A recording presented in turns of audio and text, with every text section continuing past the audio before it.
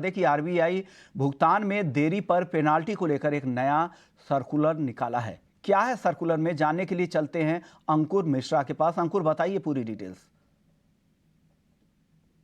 जी हाँ, लोन पर जो पेनल्टी चार्ज लगती है वहां पर अब रिजर्व बैंक ऑफ इंडिया का एक नया सर्कुलर आया है, जहां पर बोला गया है कि एक बोर्ड अप्रूव्ड पॉलिसी होनी चाहिए, ट्रांसपेरेंसी होनी चाहिए।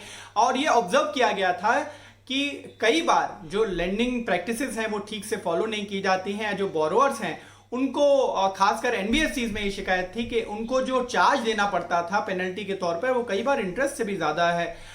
तो इस बात का ध्यान रखा गया है कि डायरेक्शन ये है कि वो रीजनेबल हो। यहां पर रीजनेबल शब्द पे फोकस किया गया है, क्योंकि किसी भी तरीके से यहां डेफिनेशन नहीं दिया रिजर्व बैंक ऑफ इंडिया की तरफ से कि आखिर कितना चार्ज हो, लेकिन जो भी चार्ज हो वो रीजनेबल होना चाहिए। और इसीलिए कि किसी भी सूरत में यह नहीं हो सकता है कि आपका जो चार्ज है वो इंटरेस्ट रेट से ज्यादा हो।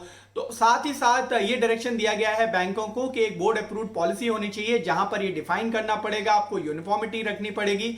और किसी भी तरीके का आप जो शिकायत करते थे बहुत सारे उपभोक्ता की अनाप शनाप पीनल चार्जेस होते हैं, वो अब नहीं हो सकते हैं। और यहां पर रिजर्व बैंक की सख्त हिदायत है कि आपको ये नए रूल्स जो हैं वो 1 जनवरी से एप्लीकेबल करने होंगे। और लेकिन यहां पे ध्यान देने वाली बात यह है कि ये सिर्फ रेगुलेटेड एंटिटीज पे, आरबीआई पे जरूर लागू होता है, लेकिन क्रेडिट कार्ड्स पे ये लागू नहीं होगा।